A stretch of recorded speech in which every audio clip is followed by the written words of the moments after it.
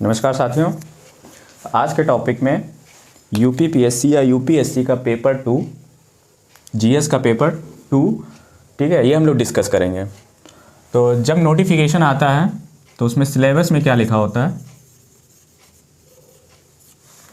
आपका आया होगा यूपीएससी का सिलेबस नोटिफिकेशन। तो उसके सिलेबस में लिखा होगा constitution, polity, governance, social justice, IR. IR means international relations. तो ये आपके सिलेबस में है और ये आपको पूरा पढ़ना है। तो साथियों, कॉन्स्टिट्यूशन और पॉलिटी, देखिए अक्सर क्या होता है, मैक्सिमम बच्चे कॉन्स्टिट्यूशन यानी संविधान और पॉलिटी यानी राज्य व्यवस्था, इन दोनों को एक ही मान लेते हैं।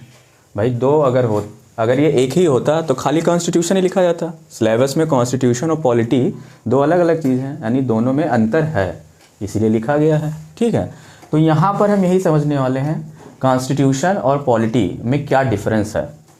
तो पहले हम देखते हैं कॉन्स्टिट्यूशन यानी संविधान। संविधान क्या होता है? संविधान उन प्रावधानों का संग्रह है जिसके आधार पर किसी देश का शासन चलाया जाता है। ठीक है, और दूसरी बात है संविधान सर्वोच्च विधि है। सर्वोच्च विधि मतलब सुप्रीम लॉ। संविधान क्या है? एक सुप्रीम लॉ है। संविधान शक्ति का मानचित्र है।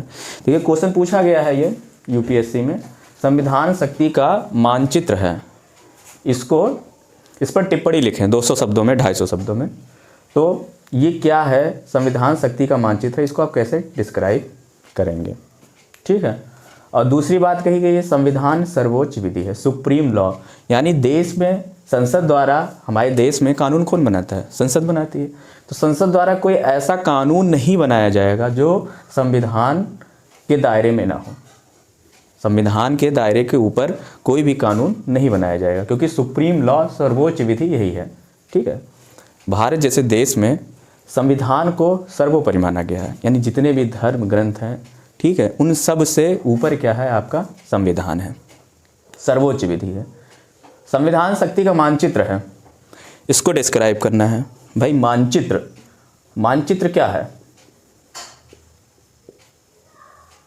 जैसे भारत का मानचित्र, तो मानचित्र में आप बनाते हैं कि हाँ भैया ये हिमालय पर्वत यहाँ से यहाँ तक का है। आपने बढ़ा दिया पठारी क्षेत्र यहाँ है, ठीक है, तटीय क्षेत्र, ऐसा कुछ बना दिया। तो मानचित्र एक क्या कर रहा है? सीमांकन कर रहा है शक्ति का, मतलब सीमांकन कर रहा है कि यहाँ पर तटीय क्षेत्र है, यहाँ पर स्थलीय क्षेत्र है, यहाँ पठारी क्षेत्र है, यहाँ क्या है? पर्वतीय क्षेत्र है। तो मानचित्र क्या कर रहा है? यहाँ पर निर्धारण कर रहा है कि कौन सा क्षेत्र कहाँ तक का है। ठीक है, इसी प्रकार संविधान क्या है? शक्ति का मानचित्र है, ये शक्तियों को सीमित करता है। ठीक है, राष्ट्रपति है, प्रधानमंत्री है, मुख्यमंत्री है, राज्यपाल है, सबकी शक्तियाँ क्या हैं? सीमित हैं। तो इसमें ये हम डिस्क्राइब करेंगे, और भी बात इस पे देखेंगे।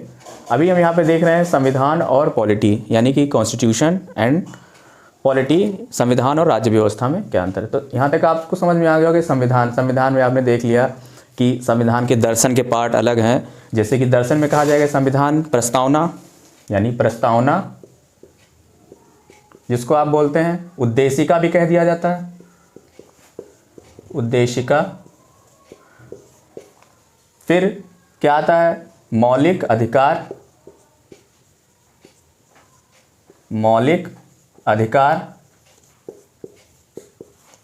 और उसके बाद आता है नीति निदेशक तत्व, नीति निदेशक तत्व। ये संविधान के दर्शन की बात कर रहे हैं। किसकी बात कर रहे हैं? संविधान के दर्शन की। और मौलिक कर्तव्य, ठीक है, हाँ, मौलिक अधिकार हो गया, मौलिक कर्तव्य, मौलिक कर्तव्य। तो इन सब को हम लोग पढ़ेंगे डिटेल में। अगर दर्शन की बात करें, संविधान का दर्शन, दर्शन मतलब संविधान निर्मात्रियों ने अपने भविष्य की आंखों से जिस भारत की कल्पना की थी संविधान बनाने से पहले, ठीक है, जिन तत्वों को शामिल किया कि इन तत्वों को शामिल करने से भविष्य के भारत का कैसा निर्माण होगा, वो क्या आएंगे? दर्शन के अंतर्गत आएंगे। प्रस्तावना जिसको आप बोलते हैं उद्देशिका, मौलिक अधिकार, ठीक है, नीति निदेशक तत्व और मौलिक कर्तव्य, ये दर्शन में आते हैं। अच्छा, अगर ये तीनों ऑप्शन में हो तो, ये चारों ऑप्शन में हो तो हम उद्देशिका यानी प्रस्तावना को ही सर्वोपरि यानी सबसे अच्छा उत्तर मानेंगे, उद्देशिका को। ठीक है, अगर ये सब लिख के सभी हैं तो सभी को मानेंगे। ये सब क्या है? ये संविधान के दर्शन है। तो संविधान में आप बात समझ गए होंगे कि इसमें बातें कहीं गई होंगी, जैसे कि मौलिक अधिकार हैं तो उसमें अधिकार दिए गए होंगे नागरिकों को, भारतीय नागरिकों को, साथ ही साथ कुछ सारे अधिकार जो होंगे वो विदेशी नागरिकों को भी मिलते हैं, भारत में रहने वाले विदेशी नागरिकों को। अब बात करते हैं राज्य व्यवस्था। यहाँ तक आप समझ गए होंगे संविधान, संविधान और राज्य व्यवस्था यानी कि पॉलिटी। पॉलिटी क्या है? तो संविधान का एप्लीकेशन, संविधान का एप्लीकेशन जो होता है वो क्या होता है? पॉलिटी के अंतर्गत होता है। ठीक है, राज्य व्यवस्था क्या है? संविधान का अनुप्रयोग है, एप्लीकेशन है। जब संविधान को लागू किया जाता है तो जो विषय और मुद्दे उभर कर सामने आते हैं उन्हें राज्य व्यवस्था के अंतर्गत रखा जाता है। तो पहली बार राज्य व्यवस्था क्या है? राज्य व्यवस्था संविधान का अनुप्रयोग है। राज्य व्यवस्था संविधान का अनुप्रयोग है। और जब संविधान को लागू किया जाता है यानी किसी बात पर संविधान को लागू किया गया, उसके बाद जो प्रॉब्लम्स आई, जो मुद्दे सामने उभर कर आए, वो सब किसके अंतर्गत आ जाएंगे? पॉलिटी के अंतर्गत। अब इसमें दो प्रकार के मुद्दे आएंगे।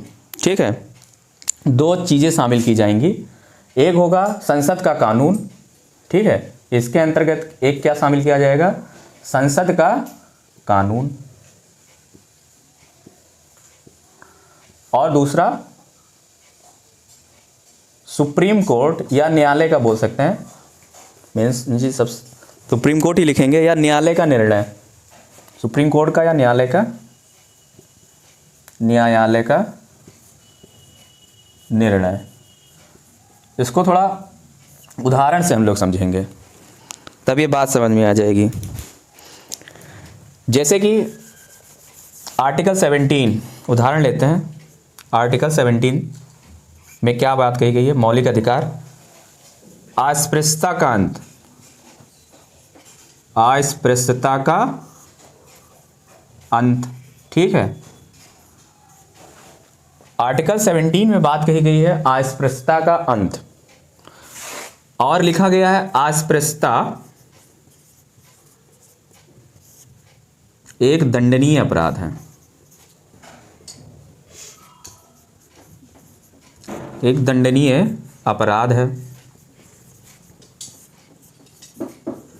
ये बात संविधान में लिखी गई है, कॉन्स्टिट्यूशन में बात लिखी गई है कि 1950 से अस्पृश्यता का अंत कर दिया गया भारत में, और अस्पृश्यता एक दंडनीय अपराध है। मान लिया ए व्यक्ति ए और एक बी है, बी ने ए से हाथ मिलाया और ए ने मिलाने से इनकार कर दिया। तो बी की भावनाओं, यानी क्या किया कि बी ने कंप्लेन किया कि इसने मेरे से हाथ नहीं मिलाया है और यहाँ से मेरी भावनाओं को ठेस पहुँचा है, इसने मेरे साथ अस्पृश्यता की है। ठीक है, इसने कंप्लेन किया, कंप्लेन गई, ए ने कह दिया मुझे पता चला है कि बी को क्या है? कोविड है, इसलिए मैंने हाथ मिलाने से मना कर दिया। तो देखिए बात लिखी गई है कि अस्पृश्यता का अंत। ठीक है, अस्पृश्यता एक दंडनीय अपराध है। यहाँ से इसने हाथ नहीं मिलाया, तो आप कैसे पता करोगे, कैसे मापदंड लगाओगे कि अस्पृश्यता हुई है, किस मामले में? तो इसके लिए संसद एक कानून बनाएगी कि अस्पृश्यता कब होगी, अस्पृश्यता कब होगी। इसके लिए क्या होगा? संसद एक कानून बनाएगा। ठीक है, इसीलिए पहले बात कहा गया है संसद का कानून, और दूसरा है न्यायालय का निर्णय। तो इसके लिए क्या बनाएगी? संसद एक कानून बनाएगी, और उसने एक कानून बनाया अस्पृश्यता निवारण अधिनियम। क्या बनाया? अस्पृश्यता निवारण अधिनियम। अस्पृश्यता निवारण अधिनियम 1955। किसने बनाया है कानून? संसद ने बनाया, जो कि अब ये नाम अब बदल गया है इसका। इसको बोलते हैं नागरिक अधिकार संरक्षण अधिनियम। नागरिक अधिकार संरक्षण अधिनियम। नागरिक अधिकार संरक्षण अधिनियम संसद के द्वारा कानून बनाया गया, और इसमें अस्पृश्यता से संबंधित मापदंडों को बताया गया इस अधिनियम में कि ये बात होगी तो क्या होगा, अस्पृश्यता मानी जाएगी, अन्यथा नहीं मानी जाएगी। तो अब ये जो अधिनियम हुआ ये किसके अंतर्गत आएगा? ये राज्य व्यवस्था के अंतर्गत आएगा। ठीक है, क्योंकि यहाँ पे सिर्फ संविधान में यही बात लिखी हुई है कि अस्पृश्यता का अंत आर्टिकल 17 से, और अस्पृश्यता एक दंडनीय अपराध है। लेकिन कब दंड दोगे आप, क्या क्या इसके मापदंड होंगे, ये किस में बताया गया है? राज्य व्यवस्था। तो ये सब किसके अंतर्गत आएंगे? राज्य व्यवस्था में। तो ये दोनों में अंतर हो गया। ऐसे ही अंतर देखा जाए कि एक अधिनियम आया 1989 में। 1989 में एक अधिनियम आया, इसको बोला गया SC/ST अपराध निवारण अधिनियम। ठीक है, SC/ST अपराध निवारण अधिनियम। इसमें क्या था? तत्काल गिरफ्तारी। तत्काल गिरफ्तारी इस अधिनियम के था कि SC/ST के साथ अगर कोई अपराध होता था तो उस पर तत्काल गिरफ्तारी की जाती थी। मुद्दा नहीं देखा जाता था क्या है, और उसे गिरफ्तार कर लिया जाता था। वो बाद में देखा जाएगा, सबसे पहले गिरफ्तारी होगी, आपका मुद्दा बाद में देखा जाता क्या था मतलब। बाद में क्या हुआ, सुप्रीम कोर्ट ने इसको क्या किया, ख़त्म किया। फिर इसके बाद फिर इसको बहाल कर दिया इस अधिनियम को, और उसके बाद ये चलता रहा। तो ये हो गया संसद कानून। संसद कानून बनाएगी किसके दायरे में रहते हुए?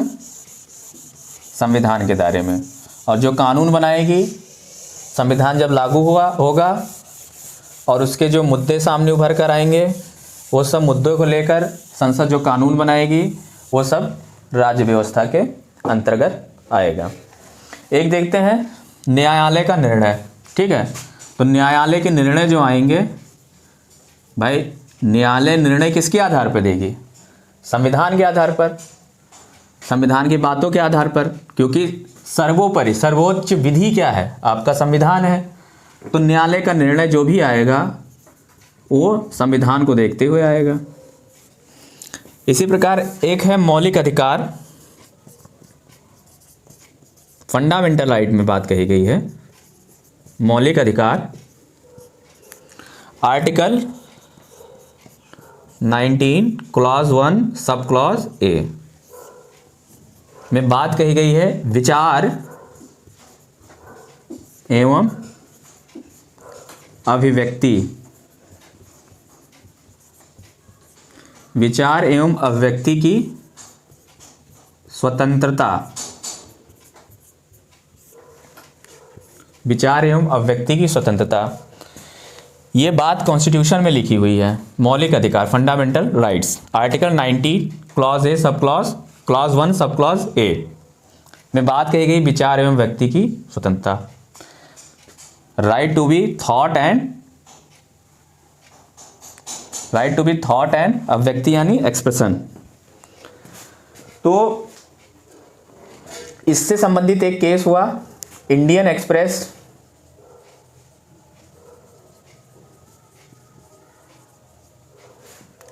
अखबार है, केस 1985, इंडियन एक्सप्रेस केस 1985। इसमें सुप्रीम कोर्ट ने प्रेस की स्वतंत्रता एक मौलिक अधिकार बताया है। ठीक है, सुप्रीम कोर्ट ने इसमें क्या माना कि प्रेस की स्वतंत्रता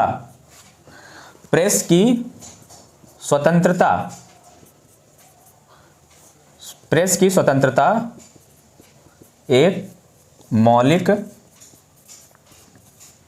अधिकार है। प्रेस की स्वतंत्रता एक मौलिक अधिकार है। आपके कॉन्स्टिट्यूशन में कोई बात नहीं लिखी, प्रेस की स्वतंत्रता नहीं लिखी गई है, लेकिन यहां पे सुप्रीम कोर्ट ने प्रूव किया कि अभिव्यक्ति के लिए, भाई इंसान अपनी अभिव्यक्ति, विचार एवं व्यक्ति, अपनी अभिव्यक्ति को किसके माध्यम से पहुंचा सकता है? प्रेस के माध्यम से।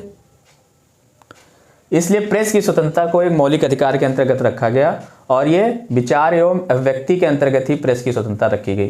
प्रेस की स्वतंत्रता की बात आपके कॉन्स्टिट्यूशन में कहीं नहीं लिखी है। तो कॉन्स्टिट्यूशन ये हो गया, ये किसके अंतर्गत बात आई? ये बात आई पॉलिटी के अंतर्गत, राज्य व्यवस्था के अंतर्गत। तो आपको डिफरेंस समझ में आ रहा होगा। यही मेरा टॉपिक था, कॉन्स्टिट्यूशन और पॉलिटी, संविधान और राज्य व्यवस्था। संविधान और राज्य व्यवस्था में क्या अंतर है? तो ये बात आपको समझ में आ गई होगी कि संविधान क्या है और राज्य व्यवस्था क्या है। तो आज के लिए इतना ही, मिलते हैं नेक्स्ट वीडियो में। तब तक के लिए नमस्कार। जय हिंद, जय भारत।